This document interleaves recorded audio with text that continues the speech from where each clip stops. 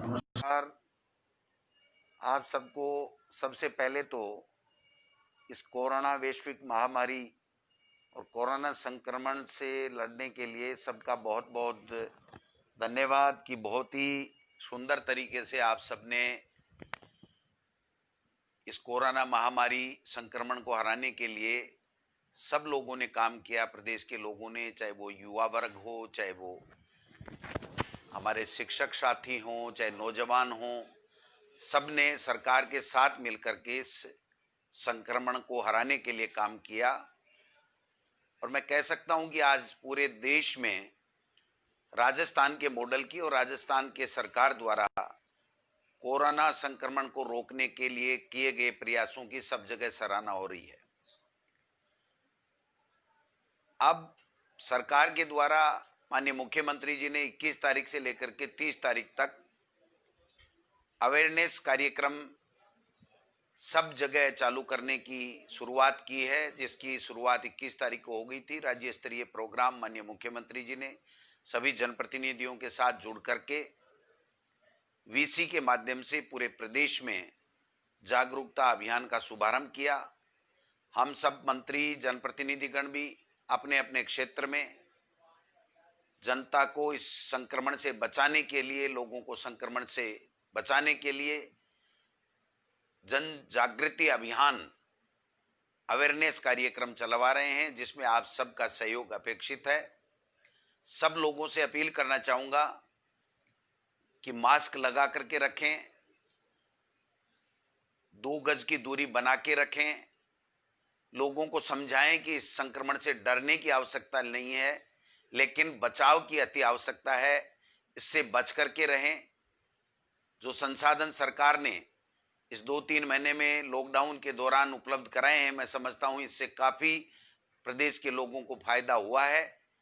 ये संक्रमण कब किस तरीके से कब तक चलेगा, कैसा रूप लेगा, ये किसी को पता नहीं है, इसलिए बचाव ही इसका उपाय है। लेकिन इस कोरोना संक्रमण के जो आपदा आई उसमें हम सब ने झेली है, लेकिन हमारे युवा बेरोजगार जो हमारी सरकार, गहलोत साहब की सरकार को बनाने में अपनी प्रमुख भूमिका निभा चुके हैं, और उन्हीं के कारण से हम सब आज सरकार में हैं। तो हमारा दायित्व बनता है कि जो हमारे नौजवान साथी जो सरकारी नौकरियों की तलाश में हैं, वो चाहते हैं कि सरकार हमें जल्दी से जल्दी नौकरियां दे। विभिन्न केडर की भर्तियां चाहे पहले के शासन में निकली, चाहे हमारे शासन में निकली, सब बेरोजगार नौजवानों की उम्मीद टिकी हुई है कि कब सरकार हमको नौकरी देगी। रोजाना सोशल मीडिया के माध्यम से, ट्विटर के माध्यम से, ज्ञापन के माध्यम से हजारों नौजवान साथी हमारी सरकार को, हमको, माननीय मुख्यमंत्री जी को ये ज्ञापन देते रहे हैं, हमें बताते हैं कि हमें नौकरी कब मिलेगी, किस प्रकार से मिलेगी। माननीय मुख्यमंत्री जी इस बेरोजगार नौजवानों की नौकरी देने की और लेने की जो बात है, उसके लिए बड़े गंभीर हैं। हमसे इस 6 महीने के अंदर कम से कम 4-5 मीटिंग कर चुके हैं। सभी अधिकारियों के साथ हमारी वार्ता माननीय मुख्यमंत्री जी से हुई।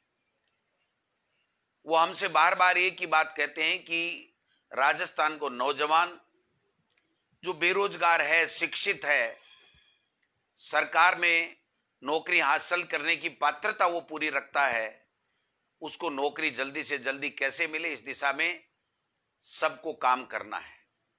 चूंकि शिक्षा विभाग का मुखिया होने के नाते मैंने मेरा धर्म समझा, मेरा दायित्व समझा, मेरा फर्ज समझा कि मैं वो नौजवान बेरोजगार जो विभिन्न केडर की नौकरियां लेने के लिए अपने आप को पात्र साबित कर चुके हैं या पात्र होने के लिए अपनी मेहनत कर रहे हैं, उनको, हर बच्चे को हम बता सकें कि कौन से केडर की परीक्षा में किस प्रकार के हम लोग आगे सरकार बढ़ रही है, किस प्रकार के उसमें व्यवधान है, किस स्तर के ऊपर क्या चीज है, वो सब चीज हम करने जा रहे हैं।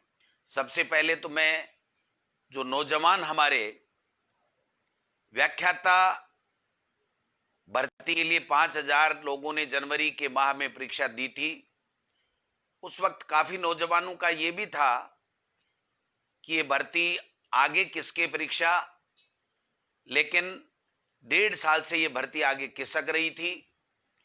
विद्यालयों में हमारे बच्चों को पढ़ाने के लिए व्याख्याताओं की आवश्यकता थी, और जो लोग तैयारी कर रहे थे 1.5-2 साल से, उनकी उम्मीदें थी कि हमें व्याख्याता भर्ती की परीक्षा जल्दी हो और परिणाम देकर के हमें नौकरी दी जाए। मैं बताना चाहूंगा इस फेसबुक लाइव के माध्यम से उन तमाम व्याख्याताओं को जो सफल हो रहे हैं। कल से माध्यमिक शिक्षा बोर्ड ने जो रिजल्ट जारी किया है, करने जा रही है, एक दिन छोड़ के सभी विषयों का आरपीएससी जो रिजल्ट जारी करेगी, उन सफल अभ्यर्थियों को मेरी तरफ से शुभकामनाएं हैं। जो इस परीक्षा में सफल नहीं हो सके, उनके लिए भी माननीय मुख्यमंत्री जी ने 3,000 पदों की शीघ्र परीक्षा कराने की, सितंबर या जो भी संभव होगा, इस कोरोना के कारण से थोड़ा व्यवधान आया है लेकिन जल्दी से जल्दी हम लोग उन लोगों के लिए दोबारा व्याख्याता बनने के द्वार खोलेंगे। अभी जो ये रिजल्ट है वो एक दिन छोड़ के एक दिन या 2 दिन छोड़ के एक दिन सभी विषयों का आएगा। मैं समझता हूं जून के लास्ट महीने में या जुलाई के फर्स्ट वीक तक, जबकि इन सब का रिजल्ट आ जाएगा, तत्काल बाद में हमने माध्यमिक शिक्षा बोर्ड के निदेशक को यह निर्देशित कर दिया गया है कि काउंसलिंग के माध्यम से जो डॉक्यूमेंट उनके चेक करने हैं उसकी प्रक्रिया शीघ्र की जाए, और शीघ्र करने के बाद में जल्दी से जल्दी हम गाइडलाइन के आधार पर काउंसलिंग करा करके उनको विद्यालयों में भेजने का काम करेंगे, जिससे उन्होंने जो मेहनत की है उसका फल उनको मिलेगा और हमारे सरकारी विद्यालयों में हमें व्याख्याता पढ़ाने के लिए विषय का व्याख्याता मिलेगा। मैं समझता हूं अब जो ये बार बार वेटिंग, रीसफल, आरपीएससी से पहले जितनी विज्ञप्ति है उतने पदों की लिस्ट आना, उसके बाद में दोबारा लिस्ट मंगाना, उसमें 6 महीने का समय लग जाना, और 6 महीने के समय और डीओपी के हमारे सरकार के सर्कुलर के कारण से कि अगर 6 महीना किसी भर्ती का हो गया तो उसके बाद में आप वेटिंग नहीं निकाल सकते। इससे निजात दिलाने के लिए आगे से माननीय मुख्यमंत्री जी के निर्देश के ऊपर आरपीएससी ने यह फैसला लिया है कि जो भी वैकेंसी हम निकालेंगे, जो रिजल्ट निकालेंगे जिस वैकेंसी का, उस रिजल्ट में हम 1.5 गुना अभ्यर्थी की लिस्ट एक साथ देंगे, जिससे ये वेटिंग निकालने वाली या दोबारा उनकी लिस्ट लेने वाली किसी तरीके का कोई व्यवधान नहीं और किसी तरह की दिक्कत नहीं आए। तो जो व्याख्याता की भर्ती निकल रही है, जिसका रिजल्ट अब आ रहा है, उसमें हर विषय के 1.5 गुना विद्यार्थियों, जो अभ्यर्थी सफल हुए हैं, उनकी लिस्ट आएगी। इसलिए हमें दोबारा इनसे मंगाने की जरूरत नहीं है। जो भी रिसफल या वेटिंग की लिस्ट है उसी में से उठा करके हम लोग पूरा करेंगे। दूसरा, वरिष्ठ अध्यापक 2016 का मामला, रिसफल का हाईकोर्ट के भी आदेश आ गए थे और सरकार ने यह फैसला ले लिया था कि हम सुप्रीम कोर्ट में अपील करेंगे, लेकिन मैंने निवेदन किया मेरे विभाग के अधिकारियों से और कमेटी से कि इसका पुनः परीक्षण कराया जाए, और उसका पुनः 2-4 दिन पहले परीक्षण हुआ, और मुझे बताते हुए बड़ी खुशी है कि वरिष्ठ अध्यापक 2016 का जो रीसफल का मैटर था, उसमें सरकार ने यह निर्णय कर लिया है कि हम रीसफल करेंगे, और रीसफल करने के बाद में तत्काल बाद में हम 2018 की जो वरिष्ठ अध्यापक जो भर्ती है उसके साथ साथ उन सफल अभ्यर्थियों को भी हम लोग नियुक्ति देने की प्रक्रिया करेंगे। मैं समझता हूं जुलाई के माह में 2016 वरिष्ठ अध्यापक का रीसफल और 2018 जो वरिष्ठ अध्यापक में सब सफल अभ्यर्थी हैं उनकी नियुक्ति की कार्यवाही तेज गति से चलेगी, और जुलाई में या जुलाई के तत्काल बाद में अगस्त के फर्स्ट सेकंड वीक तक हम 2016 का रीसफल और वरिष्ठ अध्यापक 2018 के तमाम जो अभ्यर्थी सफल हुए हैं उनकी नियुक्ति का काम सरकार करेगी। प्रधानाध्यापक माध्यमिक शिक्षा की जो भर्ती है उसमें जो डिफेंस पर्सन जो कुछ हैं या 100 कुछ की जो रह गए हैं उसका माननीय उच्च न्यायालय में प्रकरण है। सरकार ने चिट्ठी लिख दी है एजी को, डबल एजी को, और हमारे एक नोडल ऑफिसर अलग से लगा दिया है। जल्दी से जल्दी वो उस हाई कोर्ट से निकाल करके उन जो 100 समथिंग जितने भी प्रधानाध्यापक हैं, जिनमें शायद 39 हमारे भूतपूर्व सैनिक हैं, उनको भी हम जल्दी से जल्दी नौकरी देने का काम करेंगे। मैं समझता हूं शारीरिक शिक्षक ग्रेड 3rd की जो भर्ती है वो हमारी सरकार ने पूरी करीब करीब कर ली है। उसमें से जो 228 पात्र अभ्यर्थी हैं उनके जिला आवंटन की कार्यवाही हम विद इन 7 डेज 7 दिन के अंदर अंदर चालू कर देंगे और जुलाई के महीने में उनको जिला आवंटन करके काउंसलिंग करके उनकी नियुक्ति देने का काम भी करेंगे। प्रयोगशाला सहायक जो हमारे बच्चों ने परीक्षा दे रखी थी वो परीक्षा का परिणाम आकर के लिस्ट माध्यमिक शिक्षा बोर्ड को पास आ गई थी, लेकिन उसके आने के 4-6 घंटे बाद में ही राजस्थान उच्च न्यायालय के द्वारा स्थगन दिए जाने का आदेश प्राप्त हो गया। इसलिए कर्मचारी चयन आयोग बोर्ड ने हमको ये कहा, सिलेक्शन बोर्ड ने, कि आप इसमें नियुक्ति नहीं दे, माननीय उच्च न्यायालय का इसमें स्थगन आदेश है। वो जो स्थगन आदेश है उसके लिए भी हमने सिलेक्शन बोर्ड से बात कर ली है, हमारे डबल एजी से बात कर ली है, हमारे एजी से बात कर ली है। वो दूसरे महिला बाल विकास विभाग की जो भर्तियां थी उसके साथ किसी ने एप्लीकेशन लगा के हाई कोर्ट में एक बार स्थगन ले लिया, लेकिन मैं उम्मीद करता हूं कि माननीय उच्च न्यायालय में हमारे विभाग के और सिलेक्शन जो बोर्ड है उसके अधिकारी शीघ्र पैरवी करेंगे और बहुप्रतिष्ठित प्रयोगशाला जो सहायक ग्रेड 3rd है उसकी सफल अभ्यर्थियों को भी हम राजस्थान उच्च न्यायालय से निकाल करके नौकरी दे पाएंगे। पुस्तकालय अध्यक्ष ग्रेड 3rd के जो पेपर आउट हो गए थे, हमने सरकार ने पुनः सिलेक्शन बोर्ड को लिख दिया है कि जल्दी से जल्दी इसकी परीक्षा कराएं, जिससे मैं समझता हूं उनको भी जल्दी से जल्दी वो अपनी परीक्षा दे करके और अपनी भर्ती प्रक्रिया में आगे बढ़ सकें। हमारी जो वरिष्ठ अध्यापक भर्ती 2013 भी है उसमें भी 583 जो अभ्यर्थियों का चयन हुआ था उसको भी हमने आगे गति देने का काम किया है। फाइनेंस में हमारी पत्रावली लंबित है, कुछ क्वेरीज फाइनेंस ने हमसे की हैं।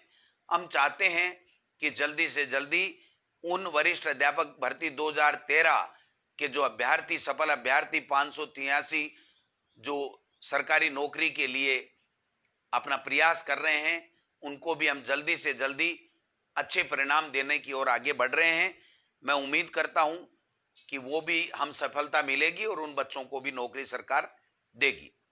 शिक्षक भर्ती जो L2 2016 है उसके लिए चूंकि जो कमेटी बनी होती है अपील करने की और अपील नहीं करने की, उस कमेटी ने अपील करने का निर्णय सुप्रीम कोर्ट में कर लिया है, जिसमें मंत्री का कोई रोल नहीं होता, मुख्यमंत्री का कोई रोल नहीं होता है। फाइनेंस, लीगल विभाग की सचिव वगैरह की पूरी कमेटी बनी होती है और वो कमेटी मेरिट और सरकारी नियम और डीओपी के सर्कुलर और उन सब को देख करके फैसला करती है कि हमको किस प्रकार से आगे बढ़ना है। तो मैं समझता हूं एसएलपी का निर्णय जब जल्दी आएगा तो उसके बाद में हम लोग उनके लिए भी आगे बढ़ने का काम करेंगे। जो विशेष शिक्षक भर्ती 2018 है 534 के लगभग हैं। इसमें सरकार ने जो विशेष शिक्षकों के लिए डीओपी में पत्रावली भेजी है कि हमें स्थिरता दी जाए, जिससे उनको भी हम जल्दी से जल्दी नौकरी दे सकें। तो 2016 और 18 L1 और L2 की जो भर्तियां थी उसके बारे में भी वेटिंग लिस्ट दूसरी निकालने की कई तरह की मांग जो चल रही हैं, वो तमाम मामले राजस्थान उच्च न्यायालय में या सुप्रीम कोर्ट में एसएलपी में चल रहे हैं। मैं समझता हूं एक मंत्रिमंडलीय उपसमिति भी इसमें बनाई गई है, वो भी अपना काम कर रही है। एक जो टीएसपी के बच्चों के लिए जो है, उसमें भी थर्ड ग्रेड के लिए एक अधिकारी समिति 4 अधिकारियों की आईएएस अफसरों की बनाई गई है। वो समिति भी शायद 26 तारीख को अपनी अंतिम बैठक कर रही है।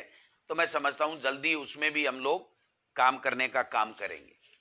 अब मैं जो बच्चे रीट की एग्जाम देना चाहते हैं, 31,000 की भर्ती की जो हमारी सरकार ने, माननीय मुख्यमंत्री जी ने घोषणा कर रखी है, उसमें तकरीबन काम हमने मीटिंग करके पूरा कर लिया है। ये मीटिंग की आवश्यकता मित्रों इसलिए पड़ी कि जो पहले रीट टेट हमारी सरकार कांग्रेस के शासन में हुआ करती थी, उसमें 2 एग्जामें होती थी, किसी तरह की ज्यादा कोई दिक्कत नहीं होती थी। लेकिन भारतीय जनता पार्टी की सरकार आने के बाद में रीट उनकी घोषणा के मुताबिक कर दिया गया और रीट के कारण से 30% उनके एकेडमिक जो उनकी योग्यता है, उसके जो मार्क्स हैं, उसके आधार पर दिए गए, जिससे बाहर के प्रदेश के काफी बच्चे, जिसमें कई तरह के ऐसे प्रकरण भी आए कि फर्जी डिग्री लेकर के उसमें मार्क्स ज्यादा दिखा करके और आगे थे, जिसके कारण से हमारे राजस्थान के बच्चे वंचित हो रहे थे। काफी समय से मांग आ रही थी कि रीट की जो भर्ती है उसमें 30% जो वेटेज हमारे ग्रेजुएशन आदि का है, उसके बारे में सरकार पुनर्विचार करे। हमने हमारी भावना माननीय मुख्यमंत्री जी के समक्ष रखी। हमारे अधिकारी लेवल पर हमारी बैठकें हुई हैं और बैठकें होकर के उसमें कई बिंदु, कुछ वर्गों को रीट में पात्रता में स्थिलन देने का बिंदु था, कॉमर्स के विद्यार्थियों को सम्मिलित करने की बात थी, वेटेज को कम करना, खत्म करना या वैसे का वैसे रखना, ये जो बिंदु थे, इन सब बिंदुओं के ऊपर विस्तार से चर्चा हुई है। कुछ हमारे जो एनसीटी की गाइडलाइन है उसके मुताबिक कुछ चेंजेज हमें, कॉमर्स के विद्यार्थियों को अगर हम शामिल करेंगे तो उसमें कुछ चेंजेज करने पड़ेंगे। अगर हम वेटेज को वाले मुद्दे को दूसरे तरीके से अगर हम करना चाहेंगे तो भी हमें पंचायती राज एक्ट में रूल्स में जो संशोधन करना पड़ेगा। उसके लिए ऊपरी स्तर पे, उच्च स्तर के ऊपर काफी विचार विमर्श हुआ है। अंतिम जो उसमें प्रक्रिया में चल रही है ये मामला, और जल्दी से जल्दी इसमें फैसला करने के उपरांत जो रीट का फाइनल सिलेक्शन थर्ड ग्रेड के टीचर का है, उसकी प्रक्रिया क्या होगी, उसका जल्दी ही निस्तारण किया जाएगा। आप निश्चिंत रहें। सरकार ये चाहती है कि हमारे बेरोजगारों को नौकरी मिले, लेकिन गहलोत साहब की ये इच्छा है कि नौकरियां, भर्तियां कोर्टों में नहीं अटके। उससे पहले आप जितनी तैयारी करनी है कर लीजिए, लेकिन जब कोई बच्चा तैयारी करके एग्जाम देता है और उसको अगर तैयारी के लिए हम लोग तैयारी के साथ में वो एग्जाम देने के बाद में अगर कोर्टों में कहीं उलझ जाता है, तो मैं समझता हूं वो दिक्कत वाली बात होती है। तो हमने प्रयास किया है कि हम जल्दी से जल्दी इस दिशा में आगे बढ़ें और कोर्ट में हमारा कोई मामला नहीं जा पाए, इस दिशा में हम लोग काम कर रहे हैं।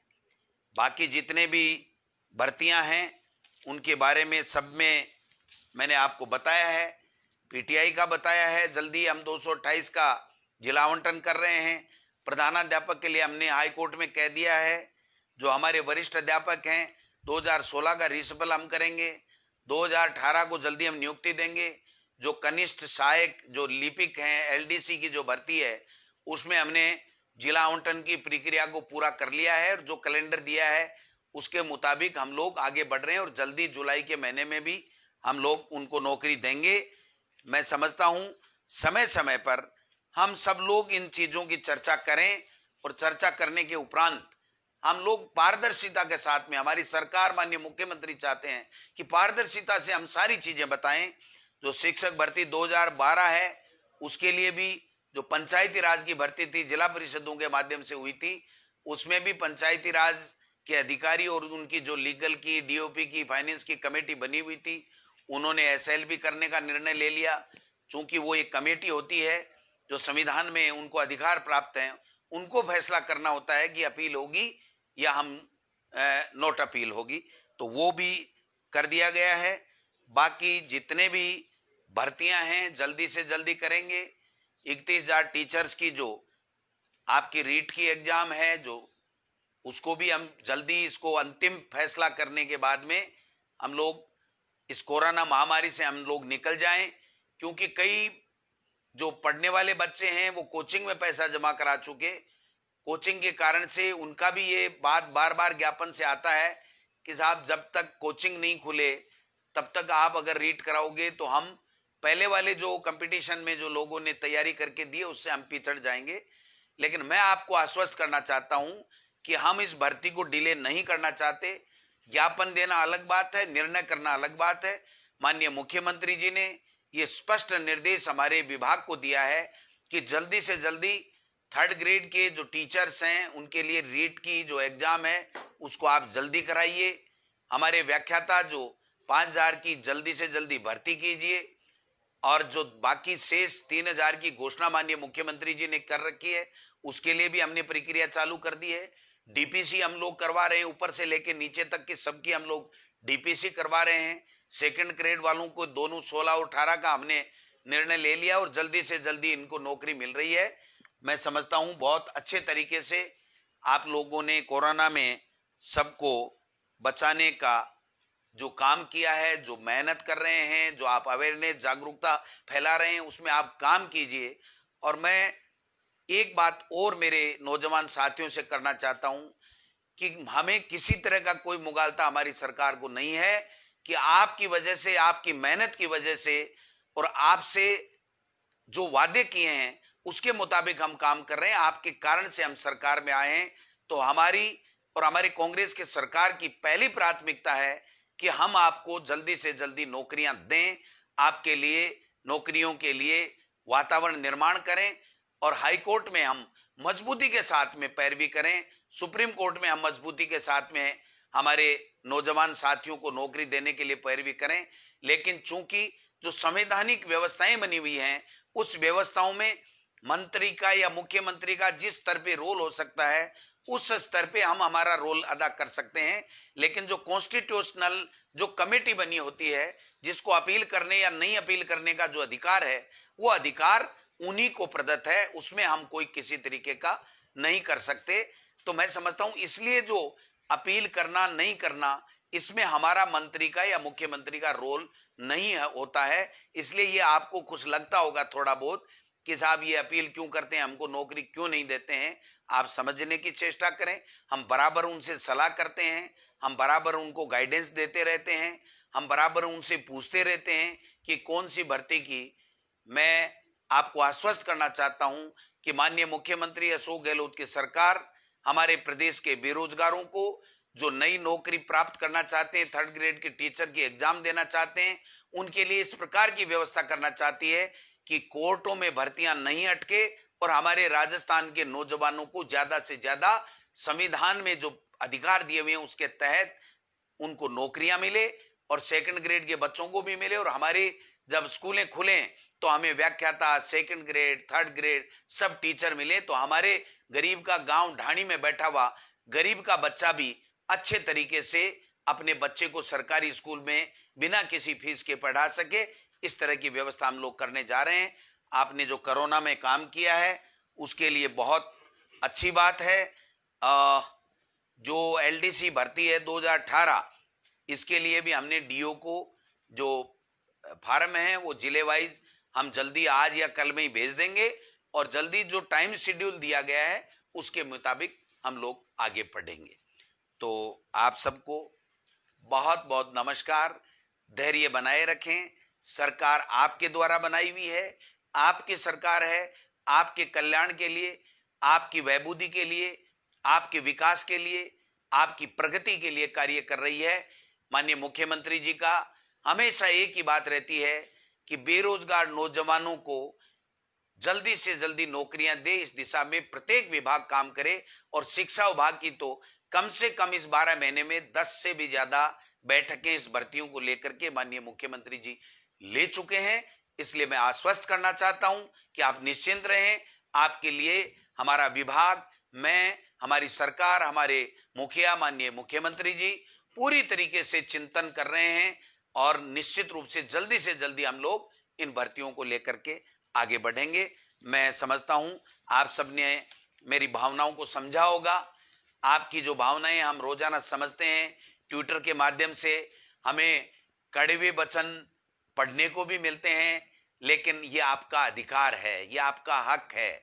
आपने हमको बनाया है, आपने हमारी सरकार बनाई है, और मैं तो कम से कम आपको ये कहना चाहता हूं कि मैंने 5 साल आपके मुद्दे उठाए हैं। जब बीजेपी की सरकार थी तो प्रत्येक मुद्दे से मैं वाकिफ हूं, आपके दर्द को मैं जानता हूं, लेकिन मेरी अपनी सीमाएं हैं कि मंत्री का जहां जिस रूप में रोल होता है, मुख्यमंत्री का जिस रूप में रोल होता है, उसमें हमेशा एक ही बात रहती है कि हम हमारे नौजवान बेरोजगारों को जल्दी से जल्दी कैसे नौकरियां दें।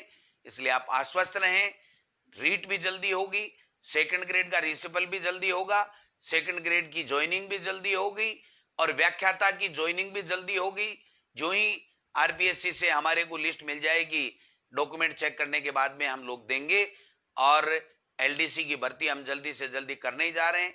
तो ये जो खुशखबरी आपको मैं सुना रहा हूं, मैं समझता हूं आप जल्द इस भावनाओं को, सरकार की भावनाओं को समझेंगे और सरकार का सहयोग इस कोरोना संक्रमण को रोकने के लिए, लोगों को बचाने के लिए कि संक्रमित नहीं हो, इसमें लगाएं।